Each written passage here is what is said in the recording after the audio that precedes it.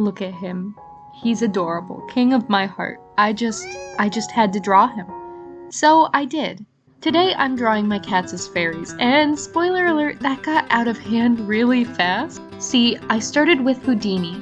He's my baby. I've had him since I was about 7. He's a Manx. They're characterized by their powerful jump and short tails, and probably more, but I didn't look it up. And mine is no exception. He's superb, and he has a beautiful white coat. That can be pretty tricky to get in artwork. It's hard to create the shadows and dimension without accidentally dulling it, and of course, making it dull is the last thing I want for a fairy. However, his coat did give me the idea of him having light power, so I gave him this slight rainbow on the cape and glowing stones on his crown and collar. The thing that would make him worthy of his position as king would be his ability to manipulate light. In this Fae kingdom, they'd probably live in flowers and mushrooms, living homes, plants, trees, the like. So I think his role as a king would be keeping their land and homes alive and well. That said, he lives for food and cuddles. Validation, really. Me too, I get it. But that means that the Fae kingdom is in need of a politician.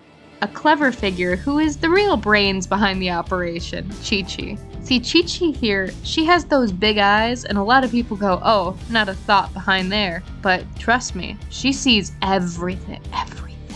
She's Houdini's sister, and once upon a time, they loved each other very much, but now they're rather estranged, both in the real world and in the kingdom. However, in this fantasy fairy world, I think they would put aside their issues to focus on the people, and Chi-Chi's abilities are more effective against threats than Houdini's. See, this cat is talkative. She literally says the word hello when looking for people in real life. Because of this, I think she'd have the ability to divine threats and throw her voice across the kingdom to confuse and mislead. If she sees an army coming, she could call them away using their own ruler's voice. Assassins? Maybe she pretends to be a ghost of their past to frighten them away. Who knows? The possibilities are endless. Of course, she's not the only defender of the realm. These are the twins, Tom and Tomasina, 2 of the street cats in my neighborhood. Are they siblings in real life? Who knows? But they are in the fairy realm. See, Tom and Tomasina, I think, grew up on the street and got an opportunity to enlist in the knighthood when they were older. They worked their way up the ranks until they became the top knights. Tom is more of a talkative, charismatic leader, whereas his sister is more strategy. That also made me think, what weapons would cat knights have? I decided on a barbed tail for Tomasina since she's more shy, and I can see her doing more impersonal attacks or paired attacks working with Tom. Tom is more of a head-on. Literally, he will headbutt you until you trip. So I imagine him using a horned helmet as his main attack, and then bringing in his claws. I think they'd be a very effective team, and I think they would be more connected to Houdini, the king. However, that also leaves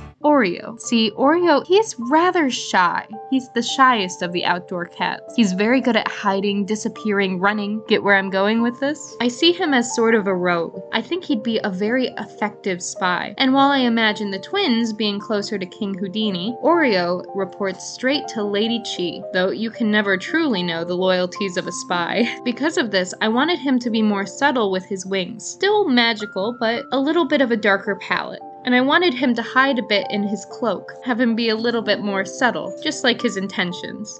Because of all that, I was really excited for his cloak and just the vibe of the piece, and I'm really happy with it.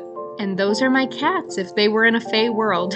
I'm personally obsessed with Miss Chi, but you should tell me your favorite, and I'll put all of them up in my Redbubble for anyone who's interested.